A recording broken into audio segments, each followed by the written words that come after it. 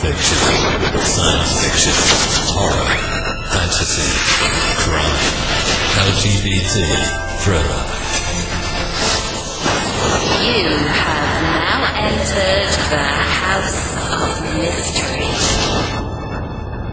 with your hosts, Eric Shapiro, David North Martino, John Copenhaver, and Al Warren. Heard on 106.5 FM Los Angeles, 102.3 FM Riverside, and 105.0 AM Palm Springs. It's 9 o'clock and you are back in the House of Mystery, of course. Where else would you be? I'm Al Warren, and of course, we're doing Jack the Ripper, so we've got Mr. Michael Hawley here. Hello, Al. How are you doing? Well, I'm doing good. Are you still sober, or we got a problem here? Well, yes, I am sober as far as you know. And then that's all that counts, right? You're not going to start going all weird, are you, and start screaming and swearing again, right? Yeah. Yes, but at least you can edit that part out. Well, I couldn't yesterday. I was embarrassing yesterday. You made our guest cry. I mean, well, they deserve it. So, but good news is we have a really neat guy today, though. Yeah, it sounds interesting. And you, I heard you bored him to tears in L.A., so I guess, it's... Oh, yeah. Both of us are on the same documentary coming up in April. So we got we're both couple of the experts. So on a UFO we sat show? and had dinner. Well, almost. It's another Jack the Ripper, but well, that'll be interesting. That'll be good to see, so I can kind of record it and make clippings and make fun of you. So. Oh yeah. That'll be good. So well, this looks good for me. So we'll welcome to the show Mr. Matt Leyshon. Thank you for being here. Thank you. I appreciate you having me on. Hello, Matt. Hello, Mike. And if Mike said that he was sober, I would totally not take him on his word. So no. Sober, my God. He doesn't know what that is, you know. And what's the? Yeah, there you go. You see, he's starting to already, get there. I think it's called the connoisseur of craft beers is what I prefer to say. Craft beer is not connoisseur. Well, I'm glad to hear about Jack the Ripper and not Jack Daniels. So I'm just. Well, there you are. What he's drinking now because it's low carb. He just want to put on weight. Or Jack is ripped. Yeah. So that's kind of. Jack rips it really good. Okay, well, so this is interesting. We've had a lot of Jack the Ripper guests on before, people that have written books and done research and stuff like this. Now, your book is called Jack the Ripper Live and Uncut. But in this book, so if I got this right, this is a fiction book, right? Correct. Okay. So what brought you into the world where you decided that you're going to write a fiction story around the Jack the Ripper killings? Well, that's almost the story in itself. I have had a long affinity with the case. I've always been interested in it since late high school. And on the flip side of that, I've had many people tell me that I should write. So I finally got the kick in the pants that I needed. I attended a masterclass hosted by James Patterson, and for the class there was a competition, well, for anyone who did his masterclass, but you could submit a hook, synopsis, and sample chapter for a story, and the first prize was collaborating with James Patterson on a book. And I started thinking about different ideas for a story to write, and the Ripper came to mind. And I was thinking about the case, and I just thought, you know what? You're not going to solve it unless you're there. And that inspired the whole, like literally the backbone of the entire story of incorporating time travel and placing my main character there as an eyewitness. So I wrote my sample chapter, and it was actually chapter 37 in the book. And I wanted to see how the concept played out and whether I felt comfortable writing it. And I had two other ideas for stories, and I wound up submitting a different one to Patterson because Patterson's not really a non-fiction guy. But the more I thought about this story, the more I really wanted to write it. It was the sample chapter that was the easiest to write and the most enjoyable. And I already started doing further research to try and formulate the outline that I wanted for my story. And when I found out that I didn't win James Patterson's competition, I was very happy because if anything, I got to work on the novel that I really wanted to work on. It had become a pet project. So from there, I began writing, and it all just started from there. But the masterclass from Patterson was the catalyst to get me finally writing a novel. But I'd had a long interest in the case. So, I thought I could tell a Ripper tale that did the case and the time the appropriate justice. I'd love to leave every chapter with a reason to continue reading. I like to write like that, but if anything, I probably learnt that from his masterclass and from him as well.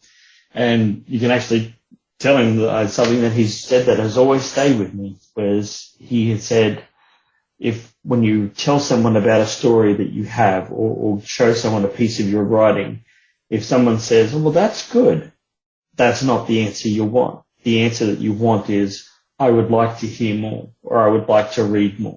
That really resonated with me. I wanted to definitely tell a story that had that type of element in it consistently. So as soon as we get into the book and get going, you're just on this roller coaster that's not letting up. So I do have him to thank for that. And he also taught me the importance of an outline.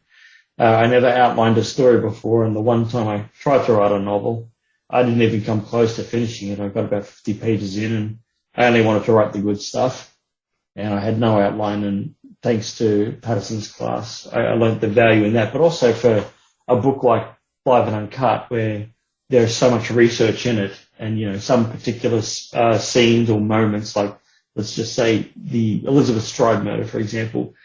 I would research it and not be writing it necessarily for another 6 months. So it's important to embed a lot of that research in my outline. So when the time came to, write that chapter and place my reader at Duffield's Yard, I had, so much of that content there in my outline. So it saved me a lot of time in terms of preparation to put myself there again to write it. So, Matt, when I was reading it, I did notice that your chapters are short, which I actually liked. You had a lot of them.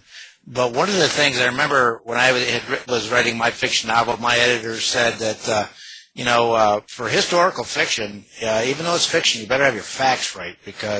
And why I say that is because my publisher had asked me to edit one of those New York Times top 10 bestsellers, and it was a fiction novel on Jack the Ripper, and the author made a number of mistakes, and it just drove me batty. Yes. So the nice thing about this one, Matt, is that you can see that you have done excruciating detailed research. Thank you. That you were so accurate on that. So, which is one of the reasons why you're going to be one of the experts on an upcoming History Channel episode. But, Thank you. Yeah, I know the book you speak of.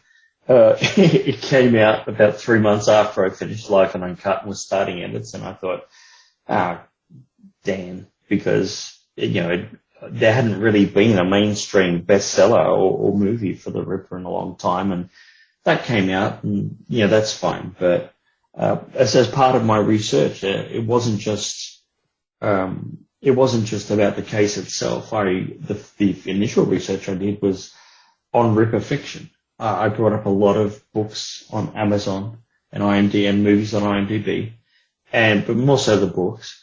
And I looked at what was, if it got a good review, why did people like it? If it got a bad review, why did people hate it? And I think in almost every case of a bad review, any 1 or 2 star reviews, the reason was accuracy. And my wife asked me when I first started writing it, she asked me about goals. And I said, well, one goal I have was I wanted to write a new kind of Ripper tale that new people to the case could easily fall into, that there's no catch-up required or required learning before reading the book. But also it had the level of detail that people that were deeper into Ripperology and had a greater knowledge of the case, that they could appreciate the detail that was put into the book. and therefore, enjoy not only the amount of truth that is in it, but how it is weaved into the fiction and in a way kind of made responsible for each other. That was because, what I was doing was, I wouldn't classify my book as historical fiction. I would probably classify it as a thriller more than anything else. It's a book of many genres. It definitely has horror elements and sci-fi and so on. But when people ask me, I sort of say at the backbone of all of this is a thriller. Thus the shorter, fast-paced chapters. So, I wanted to, in a way, write, a mainstream Ripper story that could still provide that, the appropriate education on the, Whitechapel at the time, but also, remain faithful to the case. It was important to me. What I also liked is that you have pictures and pictures and images in your chapters, and I wasn't prepared for that for a fiction novel, but it was like very appropriate, especially when at the beginning when these were clues for your protagonist to figure it out. Yeah, I hope that some of that survives the editorial process, because currently, what you read was the self-published iteration of the story. It's currently going out on submission to publishing houses. So, every image was vetted, or, personally created, like the map of Miller's Court and more or less the census listing everybody in it. I based that on other information I had, but I drew the whole thing myself. And the scrumpled up piece of paper with the suspects written on it, I actually, typed that onto a piece of paper and then scrunched it up myself and scanned it. So, I wanted to add a little bit of that in there. Like I said, I don't know how much of it's going to survive, but I remember reaching out to Philip Hutchinson just after the reading, going through, completing the book and making sure I had, copyrights on. I wasn't violating anything. And there was a couple of images where he suggested to, give people props for the image I used and so on. And he was very helpful in that regard. I've always appreciated that. This is really the true scene of the Jack the Ripper murders. Like, this is all very true to life. Like, it's set in the right locations, and the murders are the exact murders, but you've sort of put a fictional character, investigative reporter, I believe, on the case. Yeah, correct. The one thing I wanted to really, basically when I sat down and looked at this, I thought, well, my story is going to involve time travel and it's going to involve Jack the Ripper, and they're both things that have been well-trodden ground in fiction. So I wanted to, you've got to be unique. You've got to offer something fresh when you're using tropes that are as popular as those. So I think, my story creates a very unique form of time travel. And it places my main character, my investigative reporter, Carl Axford, in Whitechapel. But he has the freedom of, somebody like, Patrick Swayze in Ghost. He can go anywhere. He can go through walls and doors and see anything and not be detected. And I thought, I like this because if he was a live character, he's got to look around the corner, a street corner or something like that. There has to be some distance. Whereas, with this type of time travel or projection, as I call it, with projection created, it gives him a limitless view and on any vantage point he wants. So I can take my reader as close as they want to get. And I don't want to gross people out either. But I do want people to be scared. Absolutely. These were terrifying what happened. And, I wanted to place them a lot closer than anything that's ever put in there before. How did you come up with the character Carl Axford? Like, where does that come from for you? And how much of yourself is in that character? Oh yeah. Carl Axford and I totally live vicariously through each other. There's some things that I put in the book about Axford in both books. I wrote a sequel, and there's a lot of characteristics that we have in common. I originally wanted to be a journalist late in high school, but then an IT career came calling, and I just thought that might be a little bit more flexible in terms of where society is going to head, where technology is going to head. Plus, I hate editing, and here I am, 30 years later, I still hate editing. Are you saying you consider yourself sarcastic, like your protagonist here? No, I'm not sarcastic at all, Mike. No, even the luggage story at the airport where I introduce him, I've gone through something like that. I actually saw somebody with that luggage. I didn't have the courage to say the line that he said, but it's that little musing, that observation of his is something I've made myself. There's definitely some similarities, but I mean, he is his own man. I mean, I've got to give him his own identity in that regard.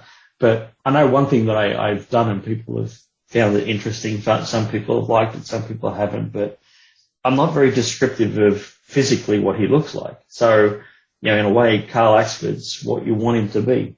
And I remember I posted on a Facebook group of what age did you think Carl was? And I got everything from 21. Some people said late 40s. And to me, Carl's right in the middle of that. He's about 30. He's 30 years old, 31. So, he's, I guess, a younger version of myself. Then he's not like me. He's like a younger version of me. I wrote, actually, as part of my agent's notes, I rewrote a chapter about a week ago with Axford in it, and it was the first time I wrote anything with Axford for nearly 2 years. And I got to say, it was just like putting a comfy pair of slippers on. I just love writing the guy. I try to present him as a likable character, although I think he's not very, I don't think he's that likable at the start, but I think he's someone that grows on you and you wind up rooting for him in the end. Right. That's when he first made that comment to that lady at the airport, I thought, I'm not sure if I'm going to like this guy. And that's it. I know it's a sort of a polarizing moment where some people would go, oh, yes. Oh, she had that coming. And then there's other people, they'll be like, well, that's a bit forward, saying something like that. So, I love writing all the characters in these stories, and the sequel actually introduced some other really special characters again that I just love writing. But writing a second story is also great because you just have that feel of getting the band back together almost the entire time that you're writing the story. So. I love Axford. I've had great feedback about him, and I really hope that I can write the full series that I do intend to regarding this guy, because there is a character evolution. Like this is one of those series where there is interlacing between the stories, and my character does go on a development arc. He's not like a cutout character. Among stories, and so, he'll age. He will. He also, in the second book, suffers PTSD from the Ripper case. I really wanted to I really wanted to humanize the experience that he has. People are surprised in the second book. The very first story has him in a group therapy get together. So an assembly of, of guys that have trouble coping with whatever trauma they have, and he's one of the people there. So that people were very surprised because he's a confident character, but I wanted to humanize what he goes through. I don't like time travel stories that are like, oops, we messed up, but hey, everyone's all right, and history's not really bumped that much as a result. I wanted this to come with consequences. There is an emotional toll, for what he had to endure and what he had to witness. That would be a lot for anybody, I think. And I didn't get to really delve into that in the book, like post-case. I did a little bit during the case, but post-case, not so much, but I do in the second book.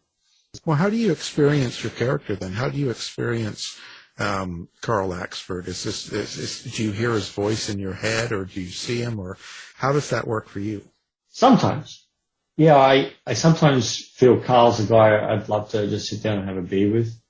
I think he would be good company, and he'd be smart company. but I don't think he'd be too cocky. You know, I do definitely try to put myself in his shoes when I write these things. So, you know, in a way, it's writing it as if I'm there myself, and in a way, you have to. You have to put yourself in your MC's place and be able to, you know, feel what they feel in that moment. And usually when it came to some of the harder chapters to write, not harder in terms of professionally, but just like the emotional chapters, I guess.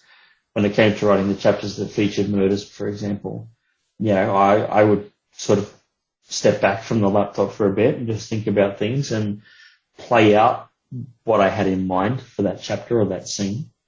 And then I would, you know, then I'd get to the typewriter and go. But no, so a lot of chapters for Axford, I would play out in my own head first.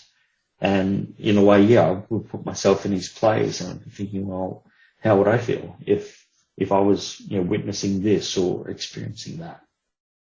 Does that ever kind of make you feel a little bit vulnerable when you share a lot of your own feelings in a book where anybody can read, and not only can anybody just pick it up and read it, but they can share what they think of it or maybe something that's important to you, and they could say something really mean online nowadays?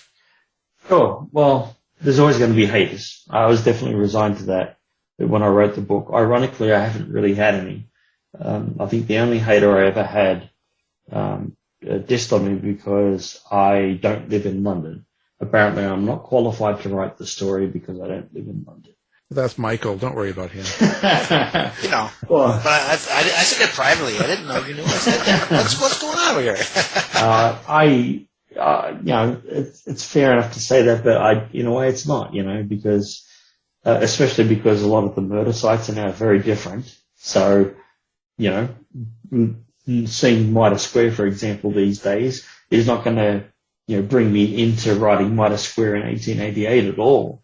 So, you know, when you're writing something in a different era, I've never subscribed to you have to live there or you should have been there kind of thing. If your research is good enough, I mean, well, for example, when my book was reviewed by the Whitechapel Society and from Ripperologist magazine, the two people from it had assumed I did live in London, and the other asked the question in an interview with me. They said, "Well, you've obviously been, you know, spent a lot of time in London to research and write this book." And I shook my head and I said, "I'm sorry, I have never been to London before. I've never spent a single day there. But thankfully, with the internet and the tools that we have, I was able to research it thoroughly enough to, you know, I believe to, you know, put forward a convincing, you know, story in that regard." But I am conscious of some of the things that I put in my story, sort of coming back to that. You know, I don't want, you know, but by the same token, I don't want to, you know, sail on the course of political correctness and have that change my own voice in terms of the stories I want to tell. I don't think anything I put in the story is controversial in any way. But if somebody, you know, doesn't like it, obviously, you know, I welcome the dialogue.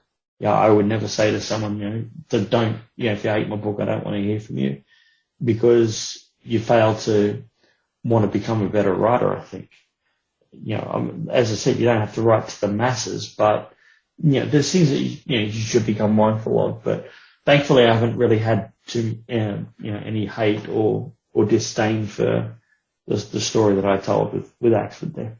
So when you did your research for this, not only for the timing of in the late 1800s in London and getting the let's say the attitudes of people and the expressions and how they dressed, and you kind of get the whole atmosphere. Did you also look to other Ripper writers that were in the true crime area and kind of their theories of who they thought it would be and how the murders happened and stuff? Did you go through that whole series as well, or did you avoid those?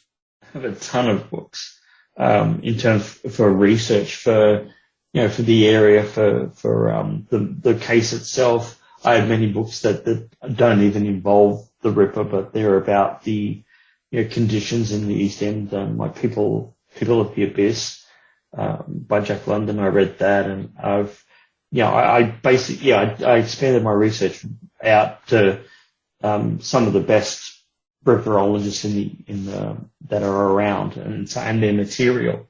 I didn't really talk to many or any about it, partially because I think Ripper fiction doesn't have the same traction as, if I told them, hey, I'm writing a book, about Aaron Kosminski as a suspect, and I need your take on that. Well, firstly, if it's someone that doesn't think that it's him, then all they're going to do is tell me why it's not.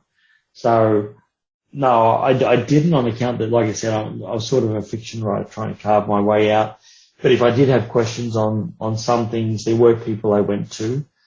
Some people were extremely helpful. Some people were not. None in Ripperology. I do want to clarify that. Anybody that I approached in Ripperology was very helpful. Now, the one person I truly wasn't helpful at all was the leading autobiographer of the Beatles. As you know, there's a couple of chapters that actually feature the Beatles in my book. That the stuff that I got from him wasn't very helpful at all. I can actually say that I got more help from a busker than I did than the Beatles' leading biographer. Research can take you to some strange places, and my book did for me. There's almost a book behind the book in terms of some of the research and stories. Did you, in your head, ahead of time, when you were writing this, kind of know how it was going to end, or know who the Ripper was going to be in your mind, or did that just not matter to you? Oh no, it totally mattered. For me, I wanted to have, as I mentioned, formulate that outline, a lot of it before I even got started, and part of that is obviously presenting whatever theory I wanted to have on who the Ripper was, and then how they got away with it, all those sorts of things. And I, listed a lot of questions for myself like that, there's so many grey areas in the case, and you've got to wonder, well, how can I have a plot that envelops this? So my first, port of call was trying to establish, what my Ripper theory was going to be, whether I wanted it to follow something, that was common. I think I vowed not to involve a royal or Freemason conspiracy, because that's what everybody does. But I did want to bring into the spotlight, people that are connected to this case that deserve, probably a greater spotlight than the royal conspiracy.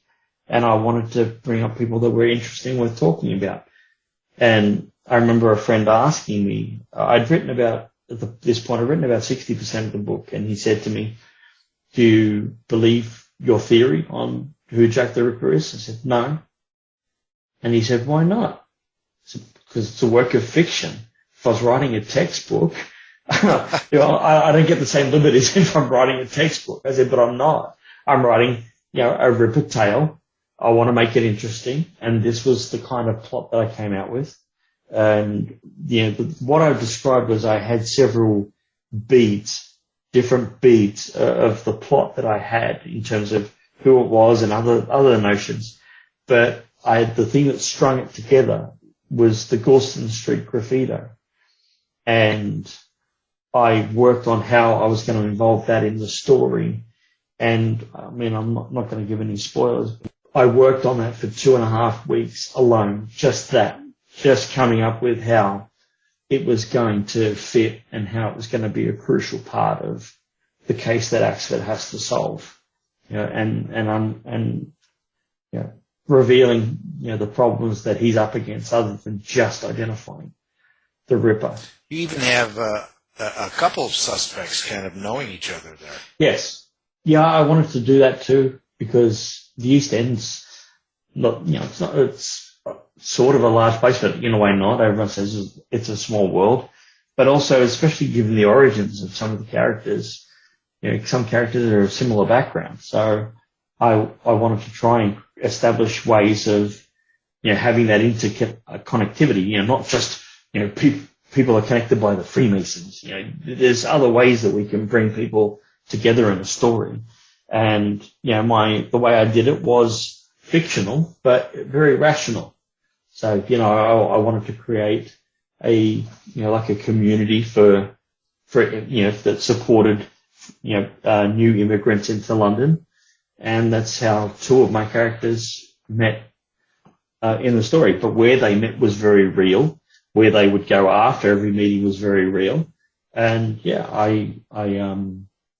that was taking some plot beats and putting that together and then trying to work out, how to string it together. And when I had that eureka moment where I did the then and now as to where they would go, after the synagogue and what that place is today, when I saw the name of it, I just lit up and said, okay, I have to make this fit. This is a really, it's plausible, but also I thought an intelligent way of making it fit.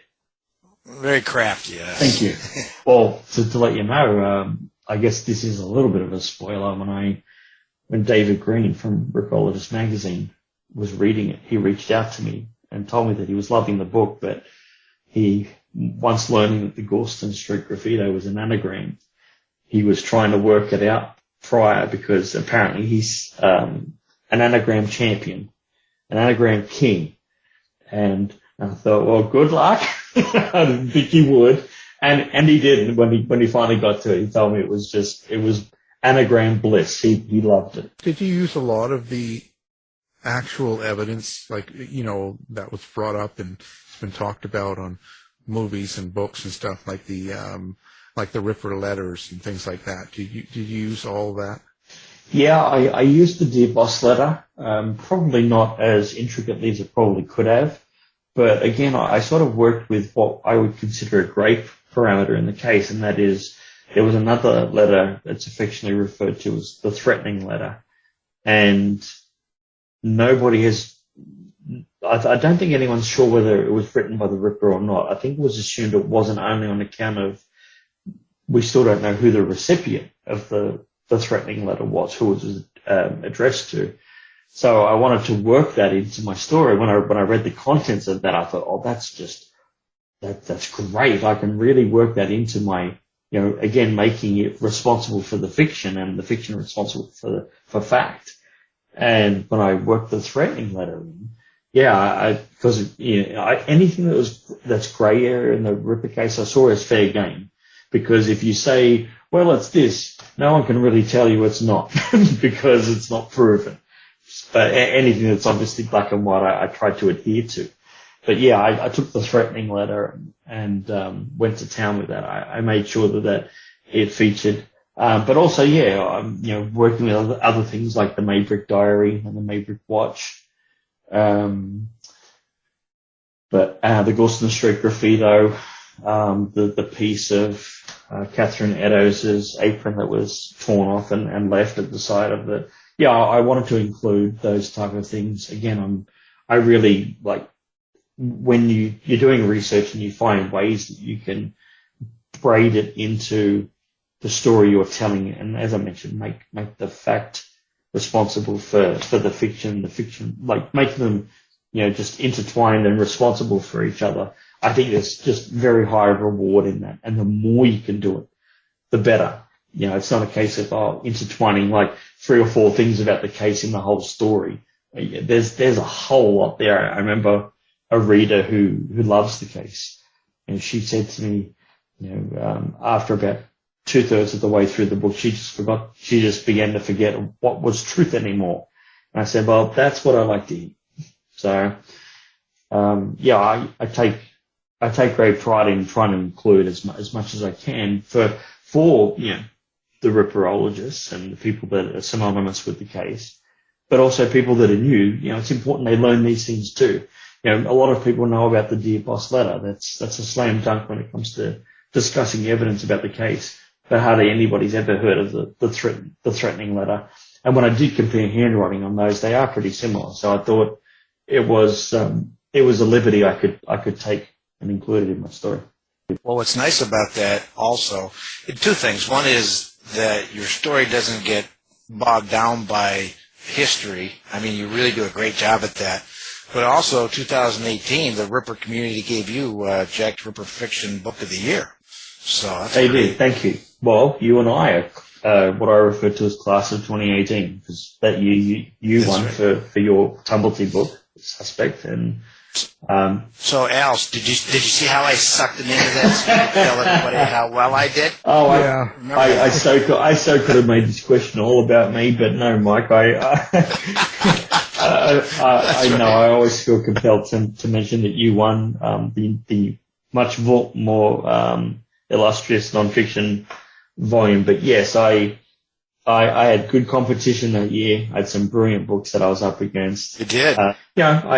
I was completely flattered, and without sounding cliche, it was the dream come true. As I mentioned, I wanted to write something that Ripperology would like, and not cast out like the story that you were asked to review, Mike. So, I wanted something that was truly mainstream, but it did satisfy whatever level of knowledge you have on the case. So, to receive that award, I display it proudly in my house. It's one of the first things you see when you walk in, and it's always meant a lot to me, and still does. It was kind of strange, Matt, when we were in Los Angeles together. You were carrying that with you everywhere. I didn't get that part though. Well, I had to check it in. I couldn't take it on the flight because it is sharp at one end, and so it was considered lethal. But one story I will tell, which is true. I heard that I had it, and it was in the mail and everything like that. I was just climbing the walls. And it was the first and only time that I know of when I missed the delivery, and therefore it went back to the post office. So I drove to the post office to get it, and they didn't have it yet because the truck was still out. And I was just so impatient. I just wanted that moment of just having it in my hands, and that moment, as you know it. I mean, and you'd had that already. You'd already posted it like 2 days ago. Oh yeah, here I am. So no, that I think just made me even more anxious. It's something that meant a lot to me. So when the voting and all that was being put forward, I was monitoring that. I cared. I really wanted to. I wanted to take it out. I was flattered that I got to this point in the first place, but once you see that your story has the potential for that type of appreciation, especially from some people whose books I've bought and read as part of research, voting for my story. I mean, that's surreal. It really is. It's something that I had not even conceived when I first started writing this book. So, it was, I was just on cloud nine and still am to agree, because it's something that can never be taken from me. And it's something I'll always have. And, unfortunately it came just after the book was taken out of publication because of its pursuit for mainstream. And I remember even asking at the time, I said, my book's not published anymore. This is a posthumous award for a book. Are you sure you want it to be, to still be included? But no, I was assured that it was published that year. People have read it that year, and in a way, it's part of the brag for me. It's what makes it more amazing. It was only out for 6 months of that year, but it made quite an impact. It's something that I'll never forget. Did you get arrested for chasing the postal driver down in his truck? What post? You went postal. Right, exactly. I was waiting for that. I really was. It's not surprising that you put it out there, Mike. No, I did not. But it had away with it. The thought had occurred to me. I thought of stalking the truck like Wile E. Coyote style, and bringing the truck down and then trying to get my award that way. But no, I patiently waited till the next morning. But I turned up to the post office 5 minutes after it opened because I wanted my damn award. So I really was like super excited. And if this goes mainstream and more happens to it, that's great. But I don't think anything will, replace this, because, I tell writers that, from my former agency and my current, people I know now, that there's a thing called Imposter Syndrome where where a writer feels that they don't have it or they can't write or tell good enough stories.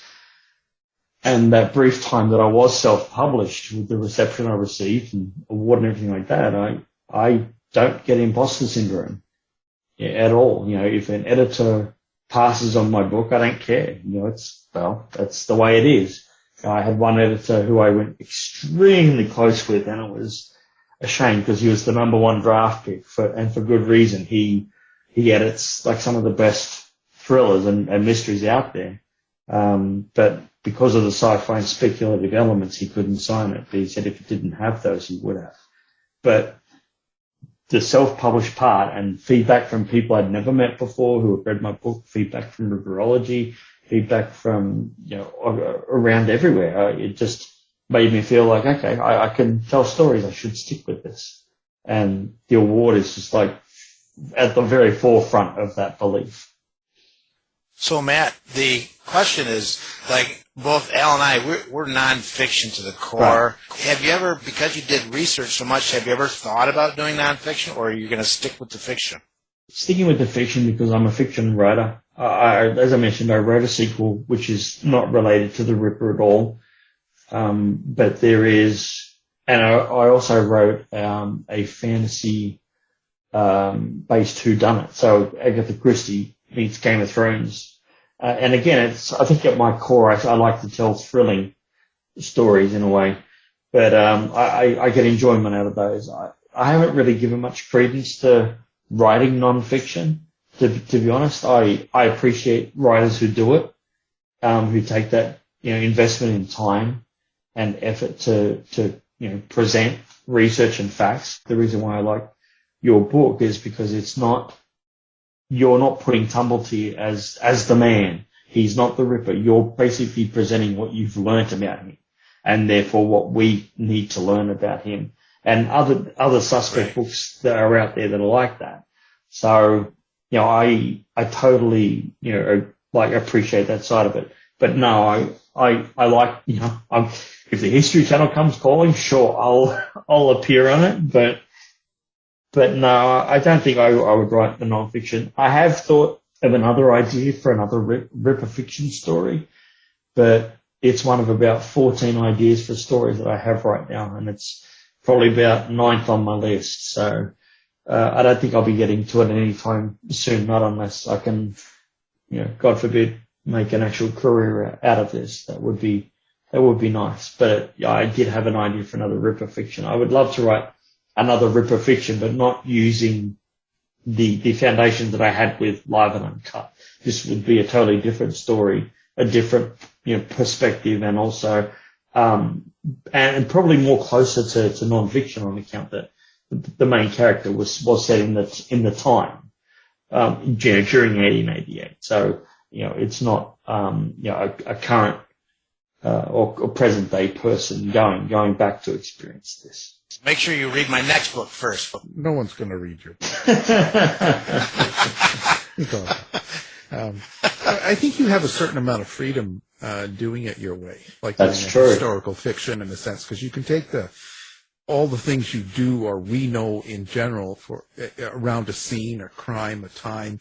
You can put all that in there. It can be very real, but you can layer it with a character or two or whatever it takes.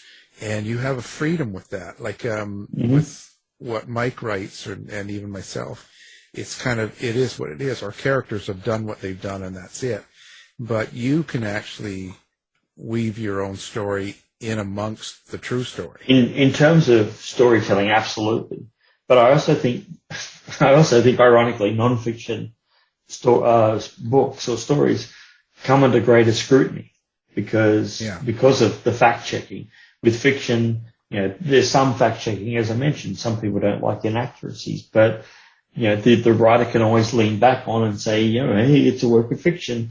I try not to do that. I mean, obviously I can, but you're right. I get that creative license to take this in different places to what a non-fiction writer could. But as I mentioned, because ripperology, is an industry where facts are just so important, and just one thing that's not inaccurate, but all of a sudden, because it's written down and it's there, it's something that's just going to come back again and again and again, and it frustrates people because they know it's not true, and they just have to keep, arguing the provenance of some things that people believe, this person was the Ripper, or this piece of evidence is the smoking gun we're all after.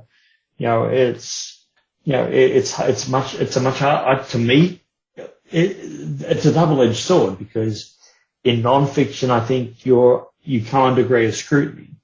But as a fiction writer, you're sort of met by, you're kind of on the outer, because this is a group or a community that's driven by facts, and you tell people, hey, I wrote a fiction book, it's sort of the roll of the eyes, and because the Ripper isn't always represented well in fiction. I always refer to it as taking Jack's name in vain. Some people stick the Ripper on a book because it's it's got a better chance of selling if his name's in it. I didn't want to do that. I want, even though I called the book Jack the Ripper Live and Uncut, but that's actually a misunderstanding of the algorithms of Amazon and the use of keywords. I thought I needed that in the title for people to look it up. So my bad. And I always refer to the story as Live and Uncut. I don't refer to it as Jack the Ripper Live and Uncut. So much of it is driven by the pursuit or thirst or hunger of facts. And you tell someone you wrote a fiction story, people are going to feel like, well, they're not really going to learn anything from it. And I hope my book's a little different in that regard, because it is fiction, but there's a lot to take away from it. And one thing I received praise on was referring to the dock fires in London, the night of Polly Nichols' murder. A lot of people said, well, they knew very little about the dock fires, or they hadn't heard about the dock fires, or they heard about them and didn't know it was the same night. So, it comes back to that goal I had. I wanted something that, that could educate someone, even if they were experienced, or if they're experienced, they at least saw a lot of this as not so much in jokes, but, references that the experts get, kind of thing. Right, those dock fires made the evening look like a glow, like they're from hell. Right, exactly. And ironically, the chapter that I rewrote last week involved the dock fires. So, I really enjoyed writing it, because my agent told me that, it was a bit of an info dump. She liked the inclusion of the dock fires, but she wanted me to change the story to either some kind of flashback or something where Axford learns about the dock fires, and then translate and then place him back right in the thick of it.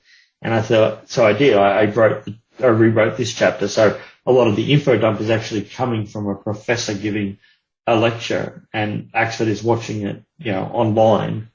And then it becomes this little personal, wager of his, where he wants to now prove the professor wrong and see that whether the dock fires were lit by the Ripper or not. So it was cool. How coincidental that I found out that, true story, when Tumbly was on his deathbed, that area, he lit that on fire. Oh, God. I'm telling you, he did. It's amazing.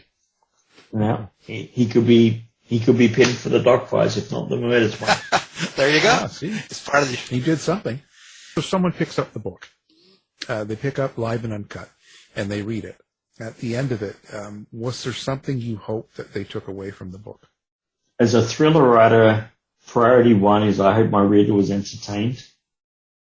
And that's probably sounds a little superficial, but as a thriller writer, that is the end game in what you write.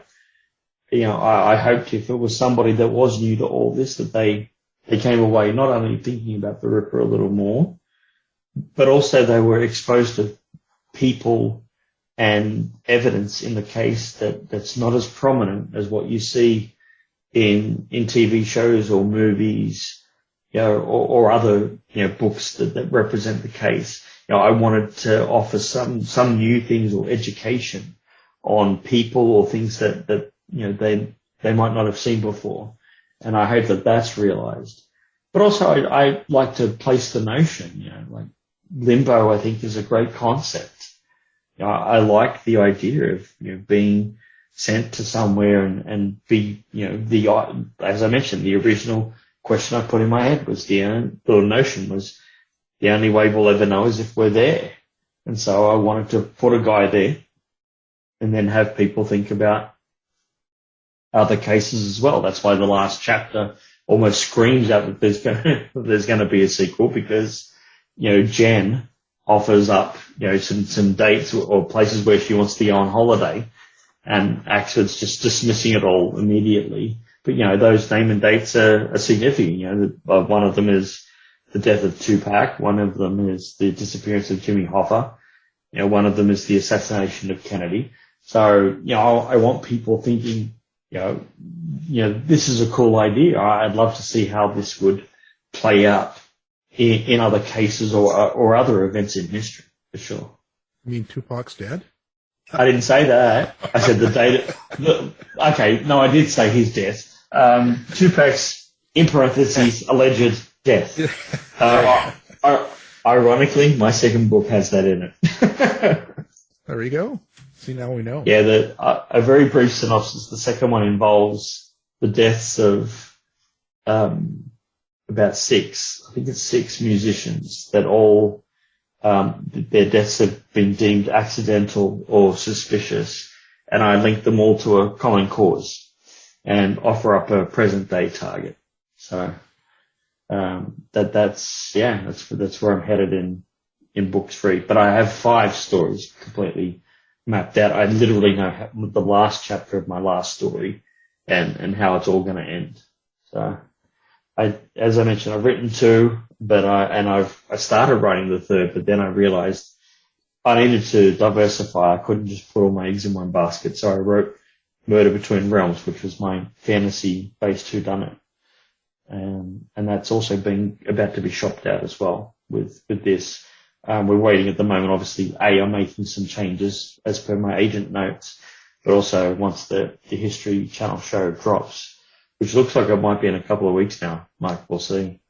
Right, probably the first or second week of April, my guess. Yeah, I agree. Because I saw the latest one that's coming out in next week is The Somerton Man, and I haven't said this to anybody yet, but at the end of my recording with the History Channel, I had some time left, and being of Australian origin, Jeff started asking me a few questions about The Somerton Man.